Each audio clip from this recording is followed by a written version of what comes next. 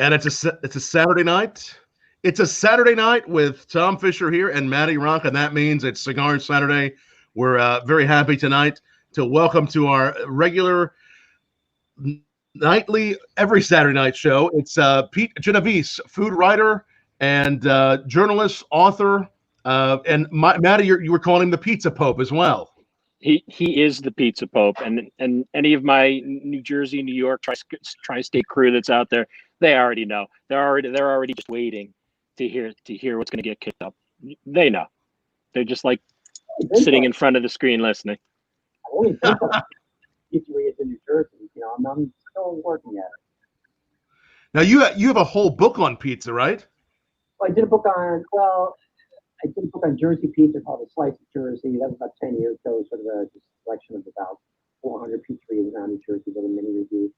And then about 3-4 years ago, I did what was then the only book exclusively on New York City pizza. Believe it or not, there hadn't been a book just on New York City pizza. There were other books that had sort of touched on it. So that was called Pizza City. And it was profiles of like Lombardi's and Pisano's and all these things. And then in the back of the book, I did reviews of, I went to exactly 250 pizzerias, all 5 boroughs. I visited them, paid for my food as usual, and did reviews in the back. So that's where it was, and a lot of those reviews were still good. And then sort of nice slice of life, part of the time, of just what New York City pizza is all about. And I know somebody at some point is going to ask me, well, what's better, New York City, New York pizza, or Jersey pizza? I can answer that now, or can we save it for later? Excellent. What actually? So I know you've been at it for a while. What got you into this? What got you into the full food and just really all things New Jersey category? How did that happen? Well, I was born in Jersey. Except for a few years when I was in college, I lived in Jersey all my life, and I've always wanted to be a reporter. It's the only thing I usually do. I went to college, studied journalism.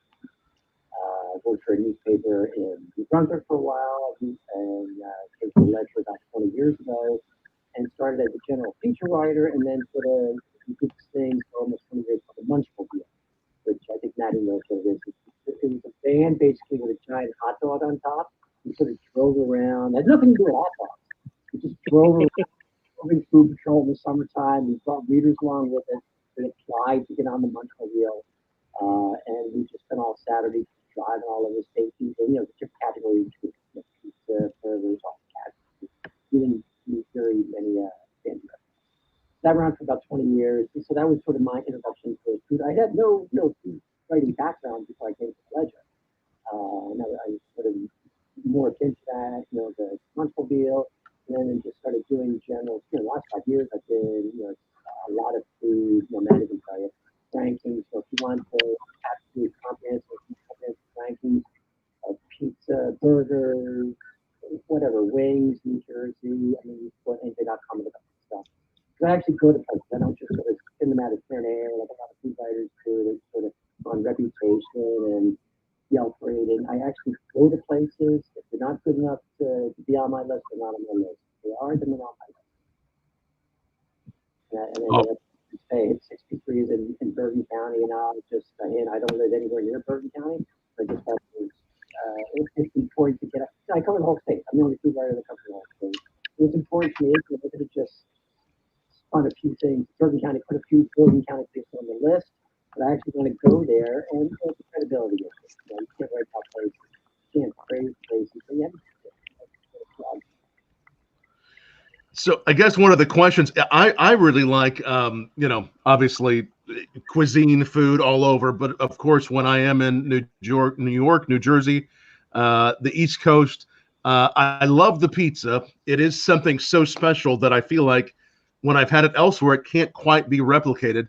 I'm sure it's a question you get a lot, but from somebody who's not from the East Coast, why is it so good on the East Coast? And Pete, move your laptop a little. Some guests are having a hard time hearing you.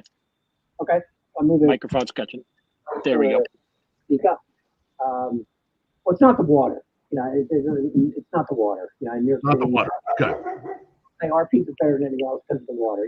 Any baker will tell you you deal with the water. There's ways to get around good water, bad water, whatever. So it's not the water. Well, the one key thing, of course, the pizza industry, the pizza business in America started in New York. I mean, Right. this was a hotbed of pizza. This is the center of pizza civilization in New York City. Lombardi's, which apparently was the first pizzeria in the country to get a license to sell pizza. It started in 1920, although Lombardi was closed for a year or two, in the 80s. So now the oldest pizzeria in the country, in the world, is in New Jersey. The oldest one. The oldest continuously operating pizza. Again, Lombardi's closed for a year or two. So Papa's Wow. in Robbinsville, Mercer County, oldest pizzeria in the country. So get back to your original question again. So all these pizza makers, they started in New York. They immigrated from Italy, obviously, many of them, and they sort of spread out into the other boroughs, into Jersey, North Jersey, now all over the state, and just spread their talent. And they're still, I haven't eaten pizza all over the country. I can talk a little bit about pizza, Chicago pizza, with it's a bunch of cheese, like cheese casserole pie. Like I don't get it, but it's a Chicago thing. So I'm not gonna put it. That's what they grew up with. That's fine. LA pizza, I can't talk about. Again, so I know New York and New Jersey pizza, and it's just, I think there's more pride, part of pride in that tradition. A lot of these pizza makers have been doing it forever, and there's willing to change, not all just making the same pizza. They're willing to change, try new recipes, and like I said, I think the pride and the skill is here, where you're not. And there's just so many things. This is the center of the pizza. There's more pizzerias here than anywhere else in the country per capita. Wow. Yeah. So they and just there's so many of them. They've got to know it, how to do it just so well. It's though the dough might be a little different. It's not the water, because we do hear that about the bagels. We hear that about the pizza. Is it true for bagels though? Is it true for anything?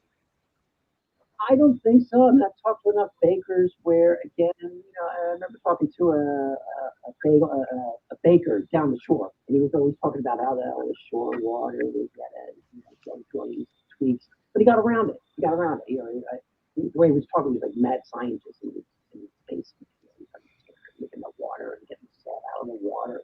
I don't know what it was used for his bread, but so he wasn't using it. So yeah. I think it just comes down to skill, really, and skill, right? Attitude, and just keep experimenting with styles when it comes to pizza or bagels. Whatever, just keep doing it until you get it right, and you'll know when you've got it right, and when you Right. sell it. And there's something about the skill. I think that whether it's pizza or go ahead. Sorry. No, whether it's pizza or something else. Go ahead. Yeah, no, I was just going to say about pizza. That's a long time. It's the most recession-proof business. It might even be pandemic-proof, because there's a whole bunch of pizzerias that have opened up. It's sort of like that takes guts. That takes guts. But they have a little built-in advantage because they're not depending on the sit-down business. A lot of it's overwhelmingly takeout, so they can sort of, they can open, but still, it's just amazing how many pizzerias have opened up in the last 12 months. But the point I wanted to make is that if you go out of business as a pizzeria, not this year necessarily, because there are other factors, but I mean, up until this year, if you went out of business, you really either you probably didn't know what you're doing. It's hard to kill a pizzeria. And again, up until this year, not counting this year. You really have to F up to go out of business as a pizzeria.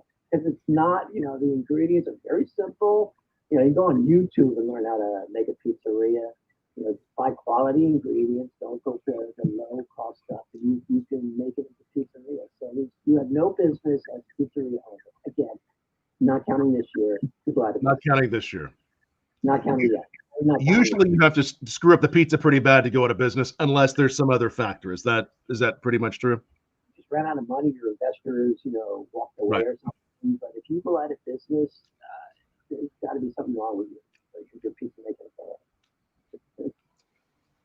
Again, not counting this year. Not counting this year.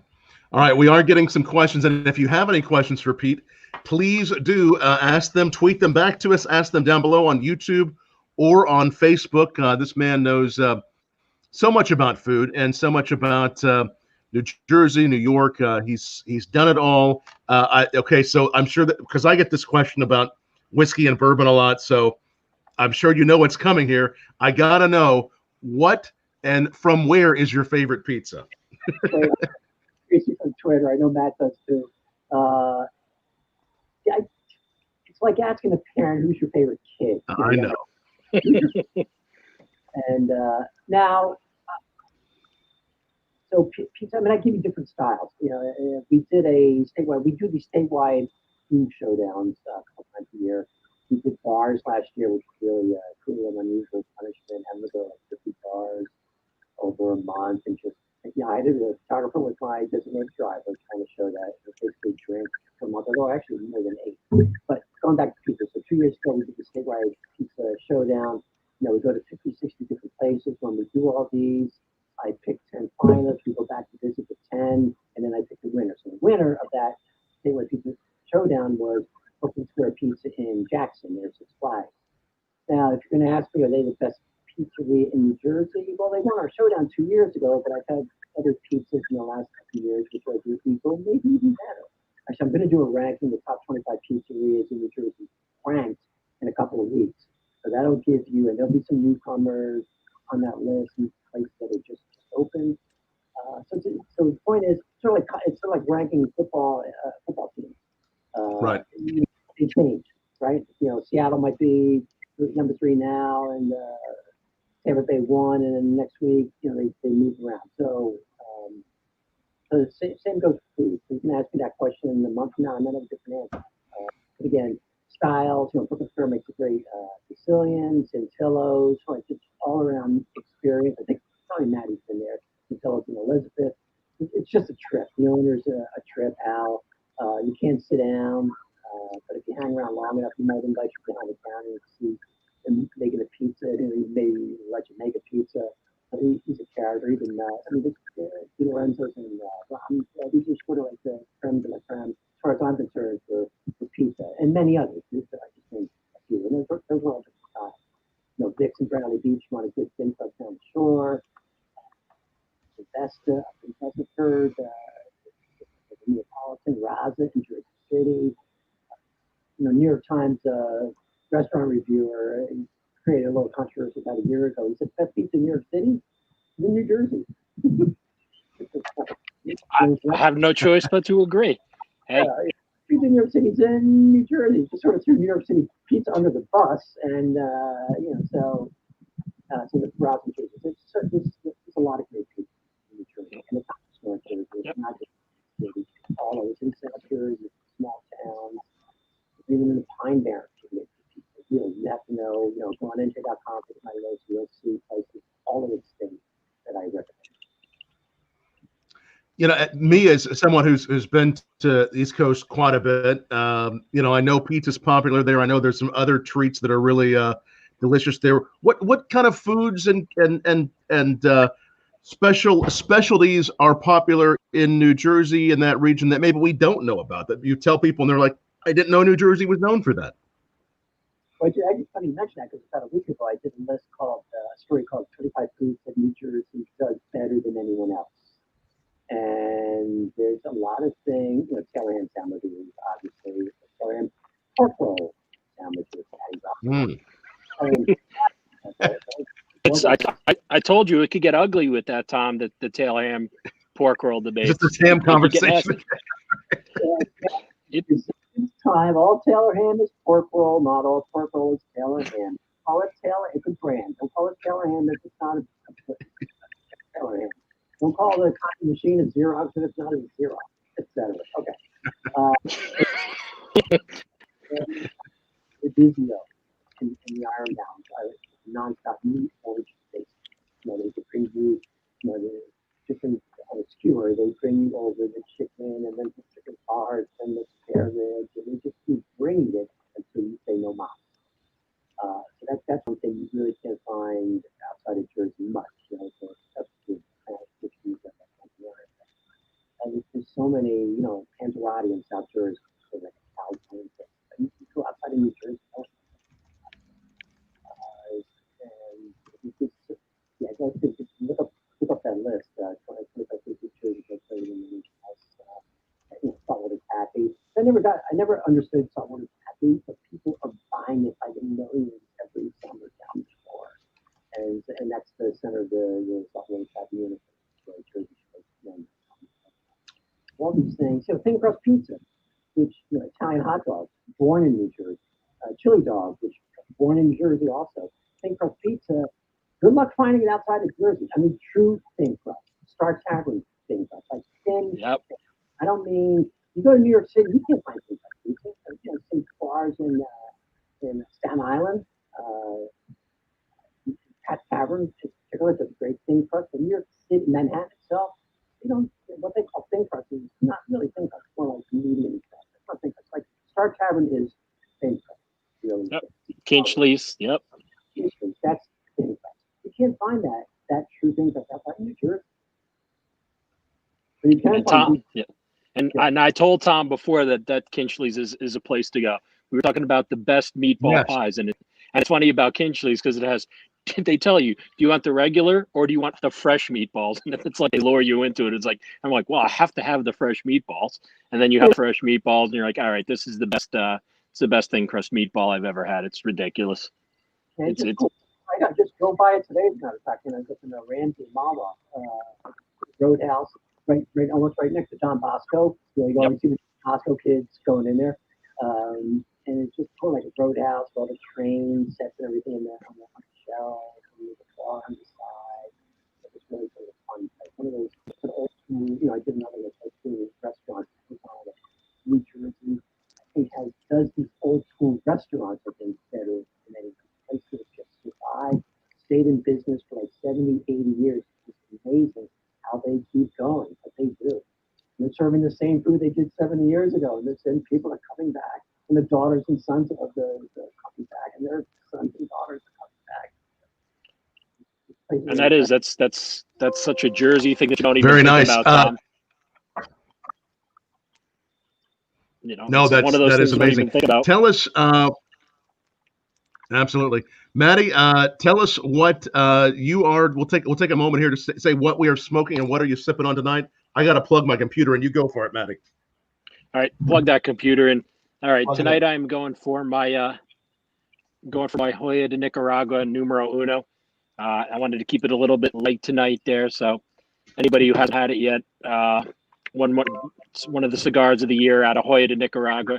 So mild to mild medium. It's got a little bit of front end spice to it, a little bit of pepper on it. And since I'm so tired today, my non-adult beverage is a cold brew from Starbucks to keep me awake. So there is no true pairing brought today other than keeping Matty awake. So that's how we got from here to there, Tom. I know I'll let you lead with the adult beverage. Staying awake is always a good thing. I'm doing Liga Bravana number 9 in the tubo there, and it has been wrapped in this cedar. And I tell you, Matty, I love this. This is that cedar really does make that difference. It just kind of elevates it in a whole unique way. So I'm really enjoying this stick. I'm trying a couple things tonight. We interviewed these guys earlier this week. It's Town Branch of Kentucky. This may be one of the oldest single malt whiskeys from America ever released. It's 11 years old, and it has been finished in wine cast, Sherry Oloroso barrels, and then that barrel became a red wine barrel in Kentucky, and then it spent all 11 years, not a finish, but it spent all years aging in this, and this is just dynamite, this chocolate raspberry sort of note that I get off this with the cigar. It's incredible. So that is what I'm doing. Tell us down below what you're smoking, what you're sipping on, whatever it might be, and like and share this. You got to do both liking, or you can love it if you want to. I hope you do, and share this video on Facebook or Twitter, and we will enter all of your names for those of you that like and share it in about 20-30 minutes or so for your chance to win that bag of bourbon barrel aged coffee from our friend Chad there at Janus Coffee Roasters in Wyoming. Amazing. Just talked to him a little bit earlier. Amazing coffee. He and I are going to work on a little project together here soon on some barrels. Are you sipping anything tonight, there, Pete?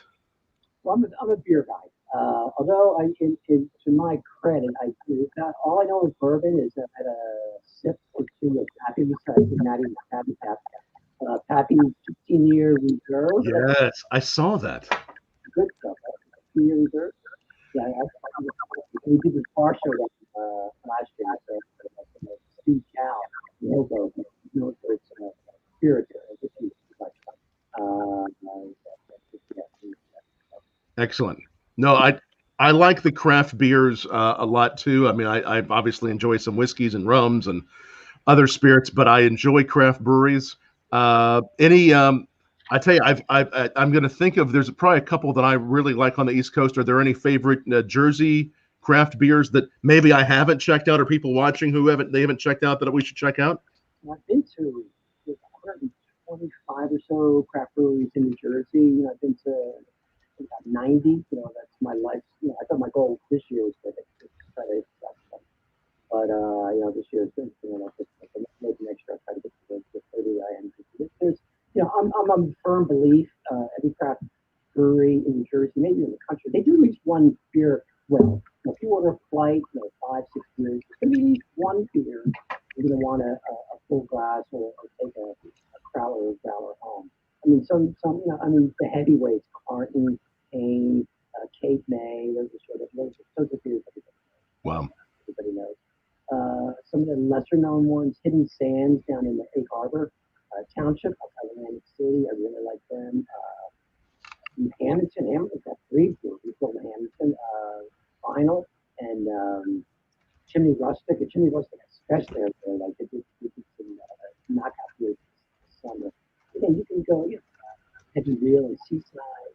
I mean, breweries all over. Some towns have been more welcoming to breweries than others. Some towns they don't want them for whatever reason. I'm not sure why. It's an older crowd. You're not going to get like Hollywood in there. I get a Bud Light. You're not going to attract that. They know what a brewery is. They're going to go to their sports bar and get their Bud Light. So I'm not sure. Again, my town's been sort of reluctant to bring craft breweries in, but Pickens in Gloucester County has 3 breweries, and then you get like big cities that have none. Again, great craft breweries all over the state. Yes. And I'll tell you one of the ones that I really like, and I've had some from New York and New Jersey. It's been a little while. There's one from Holyoke, Massachusetts called Paper City Brewery. Have you ever had that one? I know there's just tons of them, and we can't find it here, but it's one. I guess that this town of Holyoke used to be big on paper mills, and they make one called Paper City Brewery that I'm a big fan of. But I like all kinds, and I always love trying new ones. And we love doing whiskey and cheese pairings, and whiskey and chocolate pairings, and all kinds of pairings. Are there any favorite cuisines or types of food that you like pairing with beer? Anything that you love pairing with beer? Well, since I'm a beer guy, anything goes with beer. Just eating. Yes, I think that's a good idea. Yes. Sure. I think beer has more of a democratic. I mean, that's the right word. It just easily pairs better with food, most foods than. I mean, you can tell me I'm wrong here. Than wine. With wine, you sort of feel more picky in the pairing. Right? And I could be wrong there. But obviously, meat. You're going to go. A lot for me. A lot of it is just weather. Summertime, I'm doing the lagers, right? Pilsners. I'm not drinking stout unless there's something extraordinary comes away. I'm not drinking stout or even a porter. Going to this fall, winter, yeah, sure. The IPAs, double IPAs. I'm sort of beyond IPAs. I think we sort of had I think a lot of craft beer populace has sort of gotten tired of them too. But you go to a lot of breweries, and they might have just 1 or 2 IPAs at most on their board. They're doing a lot of other things. They're doing the stouts, they're doing the porters, they're doing the ales, blondes in the summertime. So I think there's sort of like a winnowing out of the IPAs. You can still find them, but I don't know the IPAs. double IPA. You drink one of those and you're on the table. Just treated normally. I mean, I don't think beer should be sipped, but unless it's like really super high alcohol content. I have a couple. I probably shouldn't admit this, but I have a couple. Sam Adams does the Utopia. They don't make it anymore. The Utopia. It's in this sort of cool little copper container. I have like 3 of those because I was on the mailing list. Somehow I've been on the mailing list a couple years in a row, and I still have those. I haven't broken them out yet. But super high, maybe alcohol content, 20, 25%. The containers are so full that even without the beer, you could go on eBay and sell the containers like $1,000. So another part of the money, I'm just going to some beer somewhere, put the containers on eBay. So I don't know what the point of any of that was, but that was sort of my point going back to like IPAs. Some of them to me are just too much. Again, pairings. It's really not. I just had a slice of piece of milk I did today before and I had a lighter beer. I was thirsty for one thing, and it was actually a Little Grove from Allagash, the well-known brewery up in Maine. So we did this Little Grove. It's like this peach/tea. It's not a fruity beer, but it's just really very well. Little Grove. I found it here, so you can find it. Little Grove from No, I've seen some pictures of you and Matty. They showed me of you guys sharing some pretty good looking meals together. Have you guys had any really epic, memorable meals together you want to talk about? You and Pete? The first time we actually saw each other, right? Yep, that was the first time we sat down to break bread was the picture you saw. We actually broke bread was at Krugs. That's now you talk about the history of New Jersey, kind of everything what Pete just said, meeting at once. So you have such a little state, one of the best burgers you'll probably eat. You're talking about a place that's been around for 70 years. The history of Krugs is pretty amazing. If you're a boxing fan, it was originally owned by Jake LaMotta. Now the great-great-granddaughter of Jake LaMotta still runs it. So it was kind of like the coolest place to meet. And we obviously talked about our fallen friend, Carl. We wanted to kind of tip our hat to the anniversary of his passing there.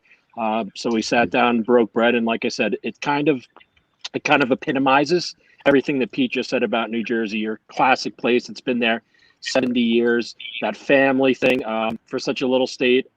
Just a great burger. Sense of community. And now, like I said, considering it's the LaMottas, you're also adding that aspect of history to it too. So kind of a really cool place. And a long time ago, Tom, you and I had spoken about that. Next time you're in New Jersey, that's the place. Carl and I always used to argue with each other over a couple different foods and everything. We agreed on 80% until I went to Krugs the very first time a couple of years back. That was one of the 20%. There was a place in Madison.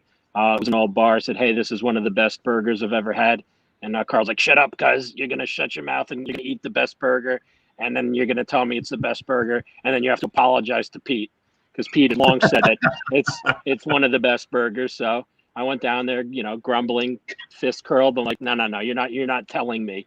And then I had the burger. I'm like, well, first and foremost, I guess I apologize to Pete. I apologize to you. This definitely deserved the designation of one of the best burgers I've ever eaten. And the beauty of it is they don't try to overdo anything. So that grill has probably been seasoned for the last 60, 70 years.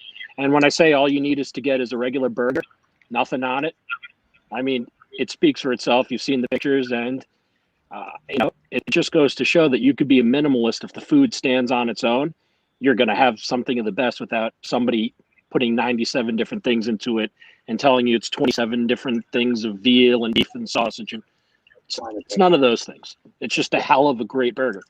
The options are like lettuce and onions. That's the only thing you can get on that burger. So we did a statewide burger showdown on 5 years ago, and I picked the best. They made it to 10 finalists, and they were so happy. They were known, and it was, I call it a great straight ass burger. It's just basic, great hunk of meat from a local butcher. Great fun. I found this grill that's about the size of my computer monitor. Joyce is pretty much the only one who makes the burgers. Probably much her the place like granddaughter. And it's just a cool place. And it's in the Ironbound, which is filled with Spanish Portuguese Brazilian restaurants. It's just this diving working man, working woman bar in the middle of that. Good luck finding park. You know, they have their parking lot in back. It's just an old school place that somehow has just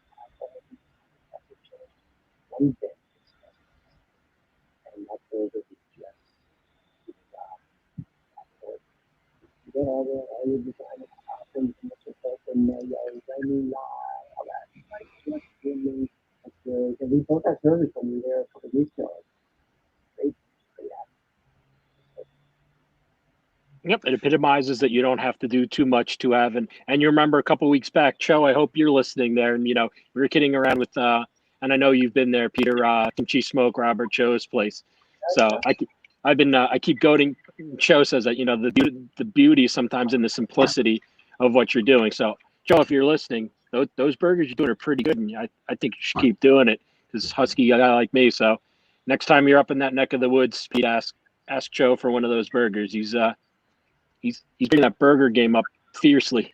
Yeah, Matty's talking about Kimchi Smoke up in up in Westwood. Yeah. No, he's on my best barbecue list. He's definitely pushed now. It's not just Korean food, but then he gets his own spins on American barbecue burgers and everything. It's really defensive. Absolutely. Excellent. And so many great books by Pete Genovese. If people want to look for one of your books or look for your writings, where can they find your books? Where should we look for those? Was there a website we go to or? Amazon. Everything's on Amazon. This is my newest book, New Jersey. Yeah, we'll get into it. New Jersey State of Mind. It's got nothing to do with food, although there was a chapter on Carl Ruiz. We mentioned him a while ago. But it's just sort of what New Jersey's all about. I just spent a couple of months driving all in New Jersey, talking to people who I thought would explain, people from different walks of life, different occupations, and sort of get across the diversity and uniqueness of what New Jersey's about. There's commercial fishermen, there's food truck operators, there's everybody's in this. Biologists, there are no high-profile people. There's no politicians. It's sort of everyday folks talking about New Jersey. In the introduction, I say, people who don't never been in New Jersey, or people who live in New Jersey don't know much about it, don't get around. This is who we are. Read this book. This is who we are. And I've done other Jersey Diners. That's one book. It's myself 25 years later. He loves driving New Jersey. I spent a year driving up and down on looking for stories. Sure, covered. Most of these books are about New Jersey. I've written about Florida. There's no money in it. I will say that. Anybody thinks that I'm making money, get something money off these books? No. Thank God I have a 9-5 job that subsidizes this. I certainly wouldn't be able to make a living off these books. It's labor of love. That's the line. And the Diner book did pretty well. City book did well for a while. You spend way more. At least I have. I've spent way more money on them than I've made on all these books. A lot of it's just driving. Down to Florida. Labor of love. Subjects about and anything, and a lot of them been about just getting on the road. This is my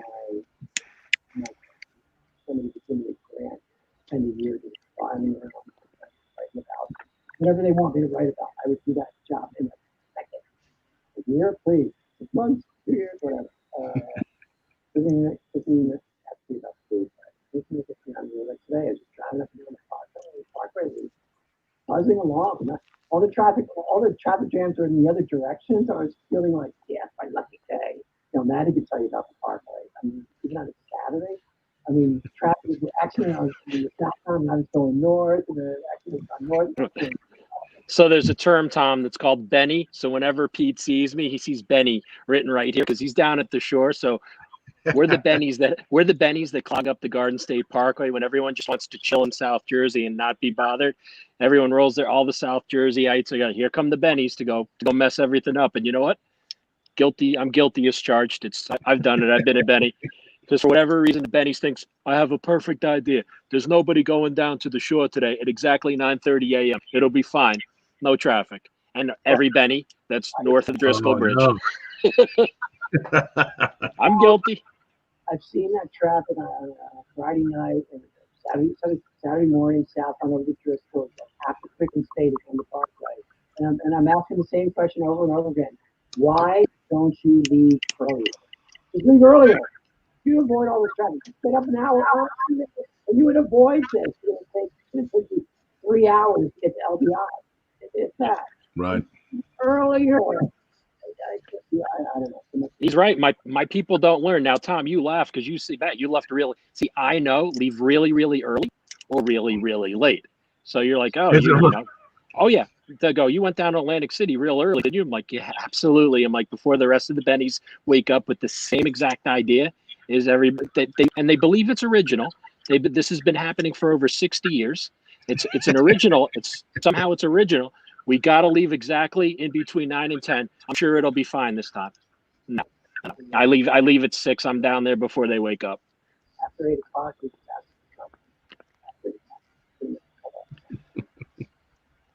And another thing that we can talk about, so we had the conversation, Pete's directly influencing this. So he was with Carl, the Cuban, when they went for the best Cuban sandwich in the United States, which is La Paula. So I thought that was good. So I thought that was great. So Pete and Carl were together on that. So you saw that got some national attention, as in everybody from, St. Pete's and Tampa and Miami was pissing vinegar. Yes, the mayor of Tampa takes something calling me names. Like, I didn't make it.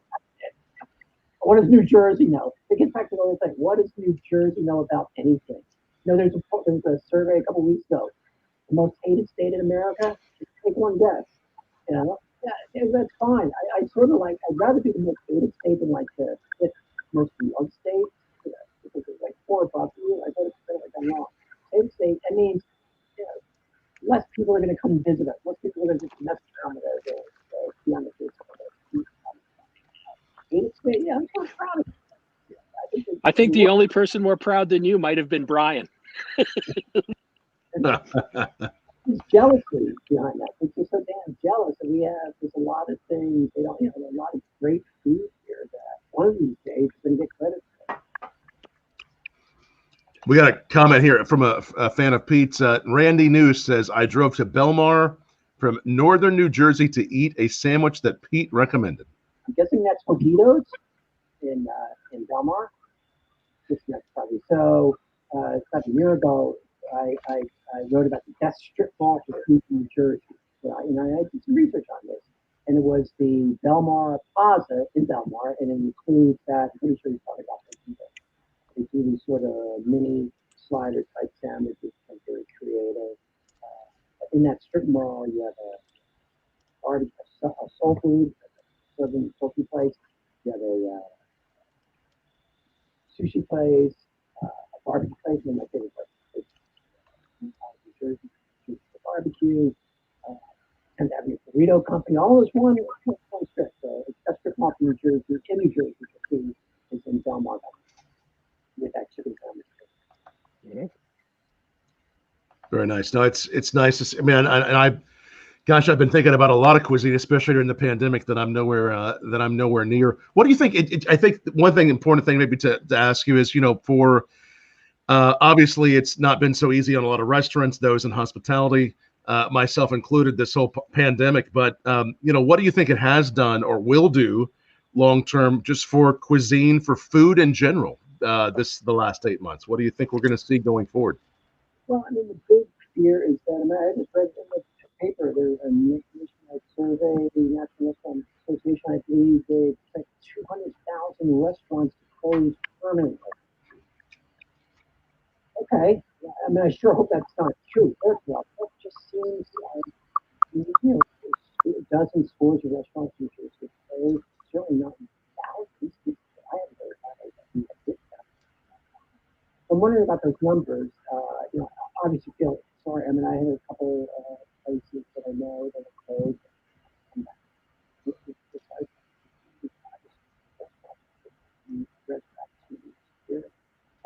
And so that's a big trip. You know, the economy. You know, obviously some restaurants are pivoted to the better pizzerias. You know, they never really, unless it's big pizzerias, they never really depend on anything.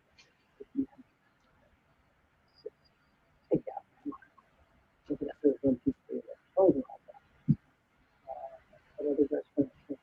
I mean, there's a restaurant, there's a diner. I won't mention the name, but it's a diner, one of my favorite diners in New Jersey. County will narrow it down a little bit, and they are so pissed off at government because he's only ran out to 25%, and that they refuse to open because we're not going to open at 25%. We're waiting for it, and there's sort of some name calling. I'm certainly not the only one, and just to balance that, I mean, I wouldn't want to be governor of the state. And that's really, yeah. That's on PlayStation. You mentioned his name.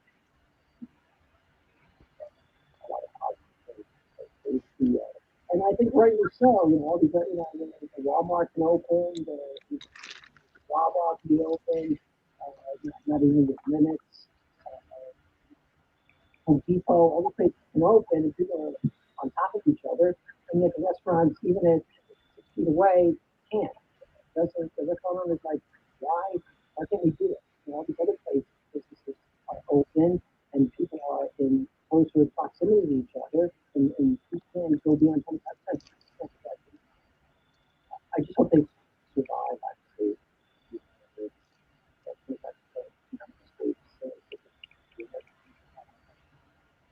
Yeah, especially with, like I said, especially that history of New Jersey restaurants. Like Pete's saying, you're talking about I hate throwing around the word institutions, but if you've been around half a century, you're an institution, right? So there's a lot of those places that you hope and you pray make and live through that. Like Fireplace closed Right. down on Route 17 and things like that. You know, those are Right. places. You know, when I was a kid, you were drunk. That's when I was still drunk. You were a drunk kid. Oh, let's go to the Fireplace. You know, and it was, you know, everybody knew about it. Same with a lot of the diners. The last thing that you want is, you know, one of my favorite diners recently, which will remain nameless, had a management change, but it was a Greek family that owned it for. I'm sure Pete knows exactly what I'm talking about. Up in my neck of the woods, they owned it for 60 years, and with the new management, it already went down. And the more I look at it, I don't see them surviving through all this, and especially if things get closed back down again. And Governor Murphy here is already starting to piss vinegar because the cases have started to go up here again. So again, especially when places are considered institutions, you know, none of these fly by night. You know, I've been here for 3 years. You know, it really hurts and crushes a community when a place that's been there for multiple generations is gone. You know, to me, that's part of your history. It's part of who you are, and it's Right. part of your community. You know. Right. That's yeah. It's tough. So many good people tuning in. We always appreciate all the viewers we have on Bourbon Blog Live. And again, if you are watching this, make sure you are subscribed to our YouTube channel. If you're not already watching on YouTube, Twitter, Facebook, wherever you are watching this, subscribe. And also make sure you bookmark this website, bourbonblog.com/live. And if you're interested in some of the virtual tastings we're doing, bourbonblog.com/at-home will give you a whole list of virtual tastings that I'm guiding coming up. You can sit down with me, pick my brain. We can do some virtual tastings for you, which is always fun. And again, anybody, I should mention, anybody who's retweeting this on Twitter and liking it, and same thing, sharing it and liking it on Facebook, we're going to enter you in that drawing for Janus Coffee Roasters. Our friends from Janus Coffee Roasters, their bourbon barrel aged coffee. That's a place to check out, whether you win tonight or not. Check out what Janus Coffee Roasters is doing. Such good bourbon barrel aged coffee.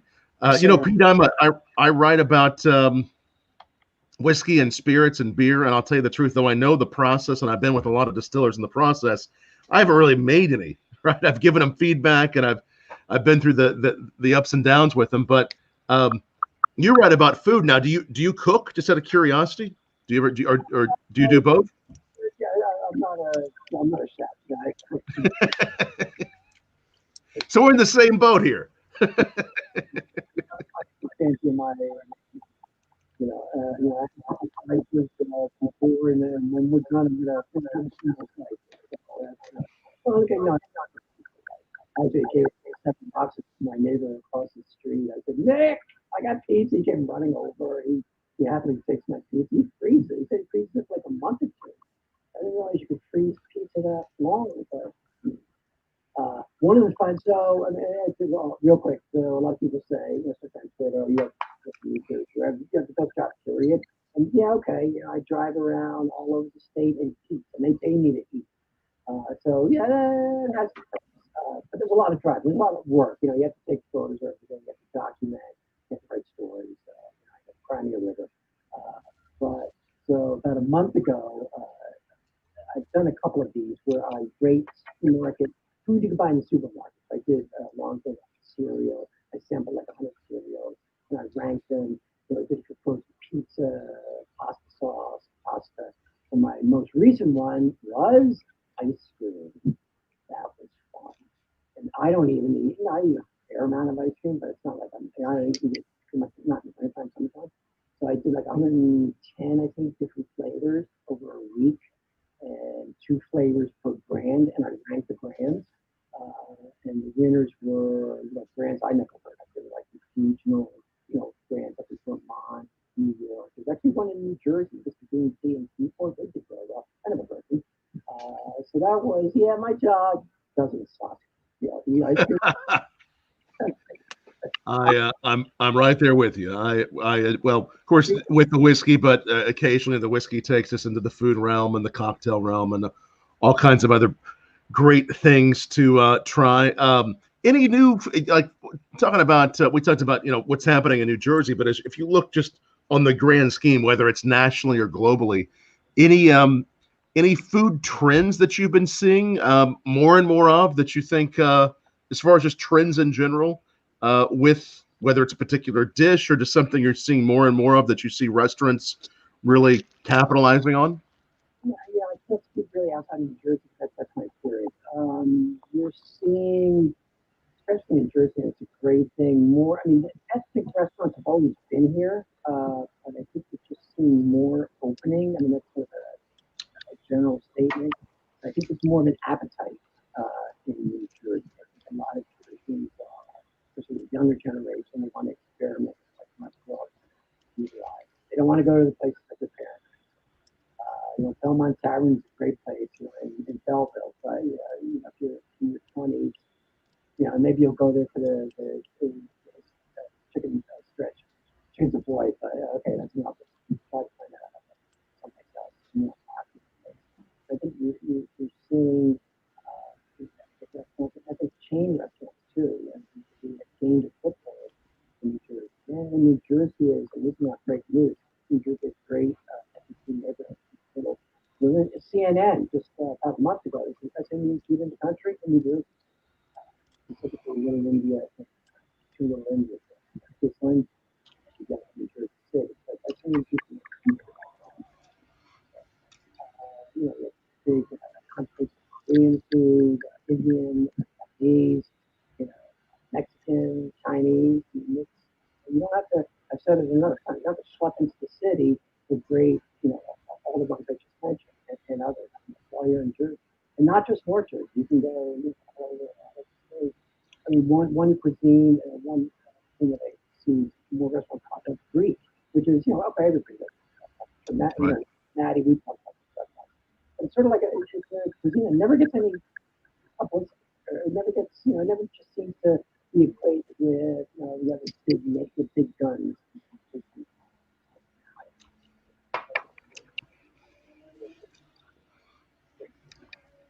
You went mute, Pete. We can't hear you. Oh, in Bergen County, Greek restaurants in Bergen County is like the center of Greek restaurants. There's just so many just in Bergen. Yeah, you just go into the town next to mine. You go into Ridgewood, and Pete will tell you over the last 20 years the diversity of food. You can go at any point. You can get Turkish. Um, there's a new Szechuan place just opened up that's actually legit, where you get soup dumplings. And when I say soup dumplings, I'm talking about. And Tom, you and I had this conversation. The kind of soup dumplings you would get from Chinatown. You know, the real deal stuff. And it's great, like I said, and the mix of places that have been there for 70, 60, 70 years, and these new places that are popping up. You could literally, in my area, choose a different ethnicity probably for about 3 weeks in a row before you even come close to tapping all the things, legitimate French places, Indonesian food places. Like I said, you name it, they're popping up. And as people are getting, I'll call it more cultural, and as people are getting that little bit more wanting to go out there and find a little bit deeper cultural experiences. These places are opening up, and it's great. It's a great learning experience. You learn about food, culture, all at once, and it's amazing. Think about what your palate. There's stuff that people have never eaten before that they'd usually cringe. Maybe their friend will poke them in the ribs to give it a try, and they find out that they love it, right? So I think it's cool. I'm happy to see that that's a trend that just keeps going and going. And it's wonderful for all of us. We all get to enjoy each other's culture bit by bit, even if it's just through food, and we share that way. And the restaurants popping up. You mentioned Ridgewood, well-known towns, and streets. Restaurants popping up in just the most unlikely places. In the Pine Barrens. Find a good restaurant in the Pine Barrens? Yeah, sure. And I was at 2 weeks ago when I was doing the Festive Pizzeria search. I was at Linden, which is outside Kansas City, south, and the pizzeria was in a Atlantic Care health clinic. And I'm looking at the address of the pizzeria supposed to be in this Atlantic Care. What's it doing in the Atlantic Care health clinic? There's like a little food court. So the pizzeria was there, and next to it was a Vietnamese place. So I said, let me try the pho, and it was damn good. So it was like that little find, just totally by accident. I wouldn't have known about this place unless I went to the pizzeria, which was right next to it, in this food court in the health clinic. So it's like if you're in, if you're a food writer, or even just a general, I hate the word foodie, but I'm not going to have to call it. But just making those discoveries is half the fun. Not relying on not even relying on your friend's recommendation, sort of stumbling upon a place, driving down the road on the sign, and they say, "Well, we got to go and whatever." Okay, I'll give it a try, even if that's not feeling like it. But, I love that sort of discovery and sort of accident. And it's true. There's a place that Pete told me about that's right by me, and I would have missed it. It's Dee's Luncheonette. It's a little eclectic place, and again, you're talking Jersey history. It's probably been there 40 or 50 years, and it came up on the radar for the best, Taylor ham, egg and cheese sandwich. I'm like, and it goes to attest to what Pete said. You're not going to find it necessarily in Yelp or online, but I got to tell you, I went. I'm like, all right, Pete, it's up there, and it was right in front of my. It was right in front of my face. I just never gave it any thought. So I was like, well, now I have to go in there, at least once or twice a month and go grab one of those. And when I tell you it's more than 2 miles away from my house, it's right there. And that's, again, another fun thing about New Jersey. Another thing we didn't even mention, I would consider New Jersey really started the whole food truck kind of thing with and Rutgers University, the Are You Hungry trucks with the with the sandwiches with the fries and the chicken fingers and I mean that's a I hate using it's a Jersey thing, so I sound like I'm Snooki from the Jersey Shore, but it's a Jersey thing. You go look at the history of that, Pete will tell you. That was on my list for 425 food because that's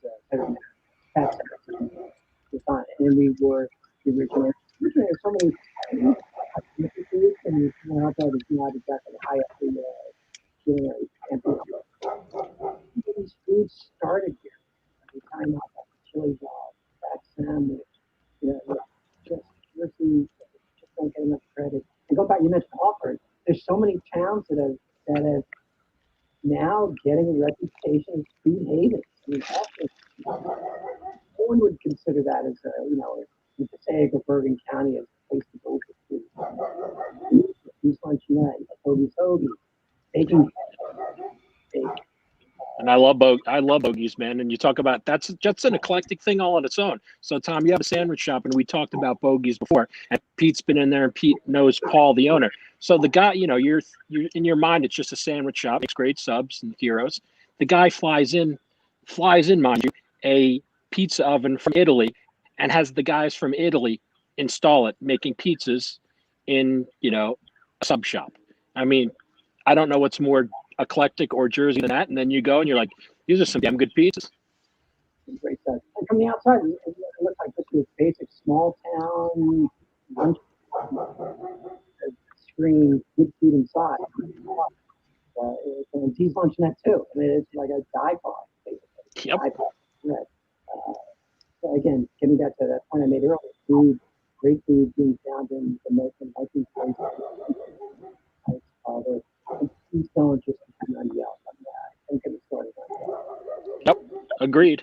So, yeah, I'm not tooting my horn, but those, if you're going to a part of the state or any state, go to the food, which is the restaurant, or the food writer for that local. And they into things. They don't go by ratings. They go to the restaurants and review them. Good as it's bad. Try to look for that first. It's not hard to find. Every state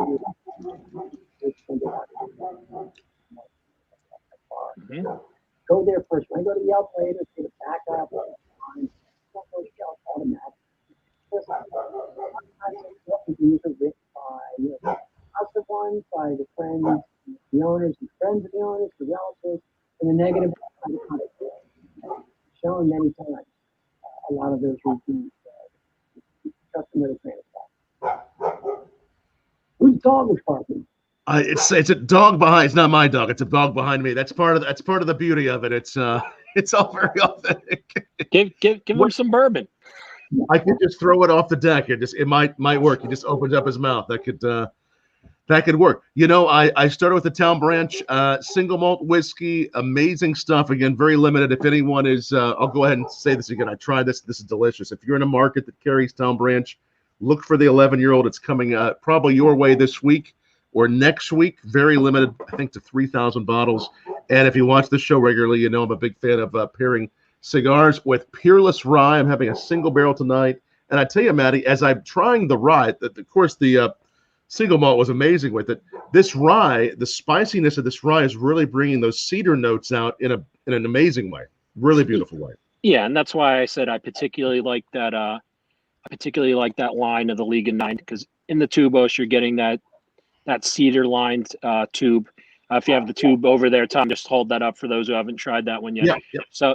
So guys and gals, if you're looking for something a little different in the legal line and you come across the 9 tubos, it really adds an extra element with the cedar in there. So these particular sticks I've been sitting on for quite a bit, maybe 2 or 3 years. So that infusion of the sweeter really adds another element into your smoke. So you already have the Maduro wrapper, which has the natural sweetness on it as it is. Now, as that cedar infuses into there, I mean, it really makes it for an even more, for me, for my palate, even more enjoyable smoke. Now, especially when you open that up with the rye, like I said, you're going to get, I haven't drank for a number of years, but we know I still know my stuff when it comes to spirits and liquors and bourbon. Probably drank enough for 3 lifetimes anyway before I stopped, but those flavors together work perfectly because you're getting the sweetness and the spiciness together. So it's a really, really good pairing. That's something I'd highly suggest to go out there. And I know for your Peerless, it has that nice little kick to it. So I think that's what you're smoking is a perfect marriage. And also, before I get off topic, so guys and gals who don't tune in every week, as a reminder, Tom, much like me, who's usually on the road, 100+ days a year, is now not on the road. So if you're doing any holiday parties, if you want to do a remote viewing, if you will, or you want to have either a Zoom or something else where you're doing different types of pairings and tastings, Tom can bring all those elements to you remotely, where you can have that with your guests. It could be with cigars, it could be with cheeses, it could be a whole bunch of different things. Just reach out to Tom. Info below. Hold on, am I putting? No, there's the right direction. See, it's right there. Go reach out to Tom. Go reach out to Tom, and he'll set something up for you. It can be a ticketed event any of you that are familiar with Eventbrite, you could do it through there, so you can keep track of all your events and everything else. And Tom will put that together. And for our guest Pete, you can get Peter Genovese's books on Amazon, is where I got mine. That's right. And if you want to follow Pete on Instagram, it's Munch Mobile, and on Facebook and Twitter, it's both Peter Genovese. Correct, Pete? Pete Genovese. Pete Genovese. It's Pete Genovese on both Facebook and Twitter. Yeah. Is it Munchy Mobile on Instagram or Munch? Munchmobile. Munchmobile. Munchmobile. I'm Munchmobile. Munch. One word. Feel like this, right? Is that right?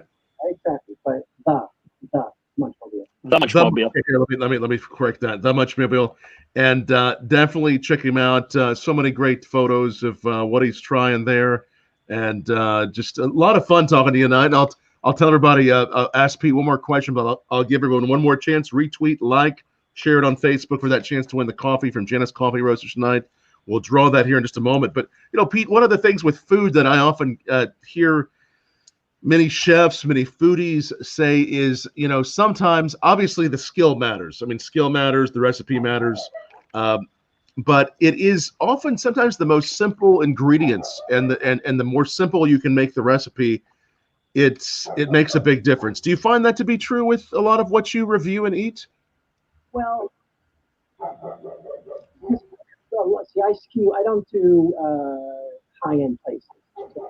A lot of food that I review and sample is sort of I'm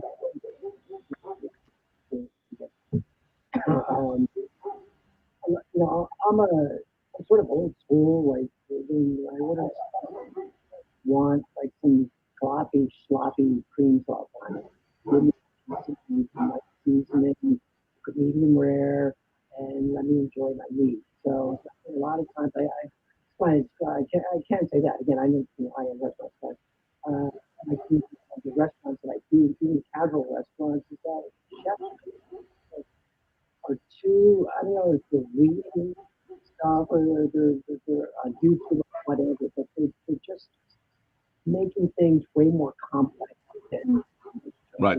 Sort of, not that there's anything against, obviously a lot of food is unique, but they just sort of, they care more about how it and how it tastes or how it talks. He's the only person that can. A couple of things. So I think that's a lot of time. And it's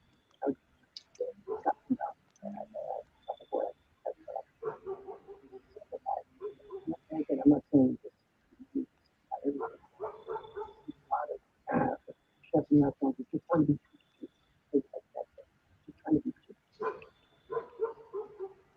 serve good food, make good food. That should be